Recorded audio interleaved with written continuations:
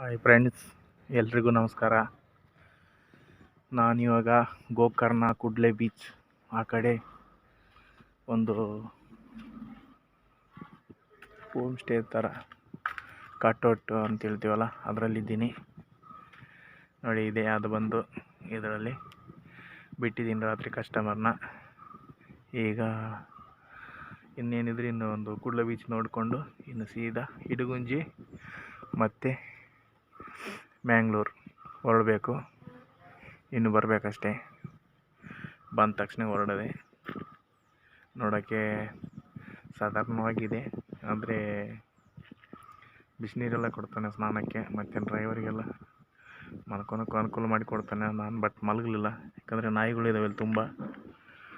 ಹಾಗಾಗಿ ನಾನು ಕೆಳಗಂತೂ ಬರಲಿಲ್ಲ, ಗಾಡಿ ಒಳಗಡೆನೇ ಇದ್ದೆ. ಚೆನ್ನಾಗಿದೆ ಪ್ಲೇಸ್, ಆದರೆ ತಿಂಡಿ ಅಂತೂ ಇನ್ನೂ ರೆಡಿ ಆಗಲಿಲ್ಲ. ತಿಂಡಿ ಬಂದು ಇದರಲ್ಲಿ ಮಾಡ್ತಾನೆ. ಡಲ್ ಬರ್ತಾಯಿದೆ, ಬ್ರರ್ ಬರ್ತಾಯಿದೆ. ತಿಂಡಿ ಬಂದು ಇದರಲ್ಲಿ ಮಾಡ್ತಾನಂತೆ, ಆದರೆ ತಿಂಡಿ ರೆಡಿ ಆಗಲಿಲ್ಲ ಇನ್ನೂ ಅಂತ ಹೇಳಿದ. 8:30-9 ಗಂಟೆ ಆಗುತ್ತೆ ಅಂತ ಹೇಳಿದ ಹುಡುಗ. ಒಬ್ಬನೇ ಇದ್ದಾನೆ. ಹಾಗಾಗಿ ಇಲ್ಲಿ ಕಾಟೇಜ್ ಒಂದು ತೋರಿಸ್ತೀನಿ ನಿಮಗೆ, ಮುಂದೆ ಎಂಟ್ರೆನ್ಸ್ ನೋಡ್ಕೊಳ್ಳಿ. ಚೆನ್ನಾಗಿದೆ, ಪರವಾಗಿಲ್ಲ. 1600 ಅಂತೆ ಕಾಟೇಜ್ ಒಂದು. ಚೆನ್ನಾಗಿದೆ ಮಾತ್ರ ನೋಡಿ. ಇದು ಬಂದು ಟಿಫಿನ್ ಕೊಡ್ತಾರೆ, ಟಿಫಿನ್ ಊಟ ಎಲ್ಲ ಇಲ್ಲಿ ಸಿಗುತ್ತೆ. ಅದು ಇನ್ನೂ ಓಪನ್ ಆಗಿಲ್ಲ, ಟೀ ಮಾತ್ರ ಇದೆ ಅಂತೆ. ಇದು ಬಂದು ಕಾಟೇಜ್ ಎಂಟ್ರೆನ್ಸ್ ನೋಡಿ, ಚೆನ್ನಾಗಿ ಮಾಡಿದ್ದಾನೆ.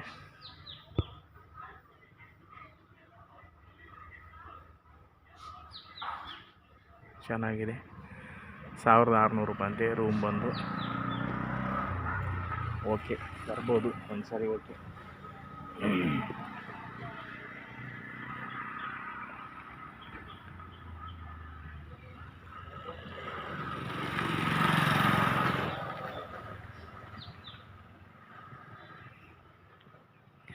ಇದು ಬಂದು 1 ಕಿಲೋಮೀಟ್ರು ಗೋಕರ್ಣ ಹೋಗುತ್ತೆ. ಗೋಕರ್ಣ ದೇವಸ್ಥಾನದ ಹತ್ರ ಹೋಗುತ್ತೆ.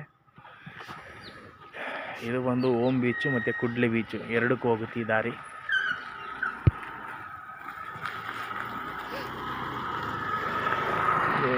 ತಣ್ಣಗೆ ಚೆನ್ನಾಗಿತ್ತು ಒಳಗಡೆ. ಚಳಿ ಗಿಳಿ ಎಲ್ಲ ಫಸ್ಟ್ ಕ್ಲಾಸಾಗಿ ಚಳಿ ಆಗ್ತಿತ್ತು. 8 ಗಂಟೆ 10 ಗಂಟೆಗೆ ಚಳಿ ಸ್ಟಾರ್ಟ್ ಆಗಿದೆ ಇಲ್ಲಿ. ಈಗ ಸ್ವಲ್ಪ ಚಳಿ ಟೈಮೆಲ್ಲ, ಹಾಗಾಗಿ ನೋಡಿ. ಇದು ಒಂದು ಇವ್ರದ್ದು ರೂಮ್ಸು ಚೆನ್ನಾಗಿದೆ. AC ನಾನ್ AC ಎರಡೂ ಸಿಗುತ್ತೆ. ಇವ್ರು ನಾನ್ AC ತೊಗೊಂಡಿದ್ದಾರೋ AC ತೊಗೊಂಡಿದ್ದಾರೋ ಗೊತ್ತಿಲ್ಲ, ಆದರೂ ಪರವಾಗಿಲ್ಲ, ಚೆನ್ನಾಗಿದೆ.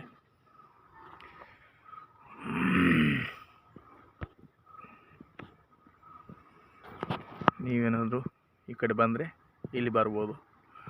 ಈ ಕಡೆ ಗೋಕರ್ಣ ದೇವಸ್ಥಾನದ ಕಡೆಯಿಂದ ಬರೋದಾದರೆ 1 ಕಿಲೋಮೀಟ್ರಲ್ಲಿ ಇಲ್ಲಿಗೆ ಬರ್ತೀರ. ಮತ್ತು ಕಾರಲ್ಲಿ ಬರೋದಾದರೆ ಓಮ್ ಬೀಚ್ ಆಗಿ ಬರಬೇಕು. ಓಮ್ ಬೀಚ್ ರೋಡಾಗಿ ಬಂದರೆ ಒಂದು 6 ಕಿಲೋಮೀಟ್ರ್ ಆಗ್ತದೆ. ಇದು ಕಾಟೇಜ್ ಚೆನ್ನಾಗಿದೆ.